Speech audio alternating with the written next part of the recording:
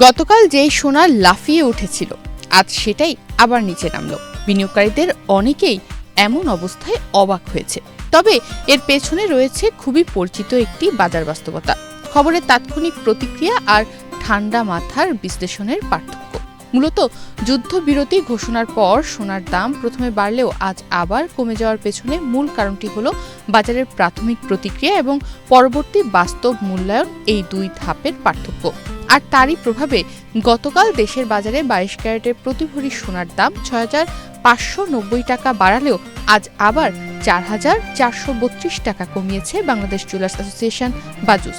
আজ সকাল 10টা থেকে দেশে 22 ক্যারেটের প্রতি ভরি সোনা বিক্রি হচ্ছে ২,৪৭,৯৭৭ টাকায়। সোনার দাম কমানোর পাশাপাশি রূপার দামও কমানো হয়েছে। 22 ক্যারেটে এক ভরি রূপার দাম ১৭৫ টাকা কমিয়ে নতুন দাম নির্ধারণ করা হয়েছে ৫,৭১৫ টাকা।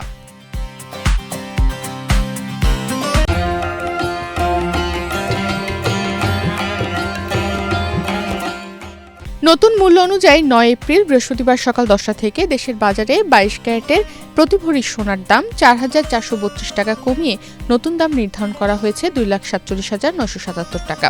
21 ক্যারেট এক ভরি সোনার দাম ৪,১৯৯ টাকা কমিয়ে ২,৩৬,৭২১ টাকা নির্ধারণ করা হয়েছে। এছাড়া 18 ক্যারেটের এক ভরি সোনার দাম ৩,৬১৬ টাকা কমিয়ে নতুন দাম নির্ধারণ করা হয়েছে ২,০২,৮৯৫ টাকা।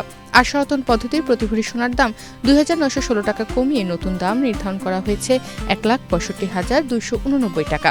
এর আগে গতকাল সকাল 10টা থেকে 22 ক্যারেটের প্রতি ভরি সোনার দাম ৬,৫৯০ টাকা বাড়িয়ে নতুন দাম নির্ধারণ করা হয়েছিল ২,৫২,৪০৯ টাকা। 21 ক্যারেটের প্রতি ভরি সোনার দাম ৬,২৯৯ টাকা বাড়িয়ে নতুন দাম নির্ধারণ করা হয়েছিল ২,৪০,৯২০ টাকা, যে দামে আজ সকাল 9টা 49 পর্যন্ত সোনা ক্রয় বিক্রয় করা হয়েছে। গত কয়েক বছর ধরে বলতে গেলে ধারাবাহিকভাবেই বেড়েছে সোনার দাম। তবে ২০২৬ সালের শুরুতে দেশের বাজারে 22 ক্যারেটের প্রতি ভরি সোনা ২,২৪,১৮২ টাকায় বিক্রি শুরু হয়। ৯ এপ্রিল বৃহস্পতিবার সকালে সোনার নতুন দাম নির্ধারণ করে বিজ্ঞপ্তি দিয়েছে বাজুস। এতে বলা হয় স্থানীয় বাজারে তেজাবি স্বর্ণ বা পিওর গোল্ডের দাম কমেছে।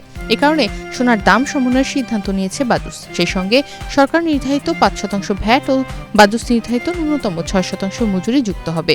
আবার গহনার ডিজাইন ও মানভেদে মজুরিতে তারতম্য হতে পারে।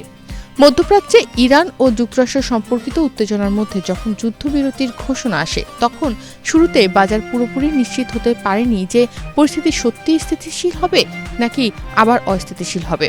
বরং অনেক বিনিয়োগকারী এটিকে সাময়িক বিরতি হিসেবে দেখেন। সেখানে যে কোনো সময় আবার সংঘাত শুরু হতে পারে। এই অনিশ্চয়তার কারণে তারা নিরাপদ বিনিয়োগ হিসেবে সোনা কিনতে থাকে, ফলে দাম বাড়ে। কিন্তু কিছু সময় পার হওয়ার পর বিনিয়োগকারীরা পরিস্থিতিকে নতুন করে বিশ্লেষণ করেন। তখন দেখা যায় যুদ্ধবিরতির ফলে অন্তত স্বল্প মেয়াদে বড় ধরনের সংকট বা সরবরাহ বিঘ্নের ঝুঁকি কমেছে। এই ধারণা শক্তিশালী হতে থাকলে বাজারে ঝুঁকি নেওয়ার প্রবণতা বাড়ে। বিনিয়োগকারীরা সোনা থেকে সরে গিয়ে অন্যান্য খাতে যেতে শুরু করেন। এর ফলেই সোনার দাম কমতে শুরু করে। এর সঙ্গে যুক্ত হয় যুক্তরাষ্ট্রের অর্থনৈতিক বাস্তবতা, অর্থাৎ যুদ্ধবিরতির খবরে প্রথমে অনিশ্চয়তার ভয় কাজ করে সোনার দাম বাড়ায়। কিন্তু পরে যখন বাজার মনে করে পরিস্থিতি কিছুটা নিয়ন্ত্রণে, তখন ঝুঁকি নেওয়ার মানসিকতা ফিরে আসে এবং একই সঙ্গে সুদের হার বৃদ্ধির আশঙ্কাও যোগ হয়ে সোনার দাম কমিয়ে দেয়।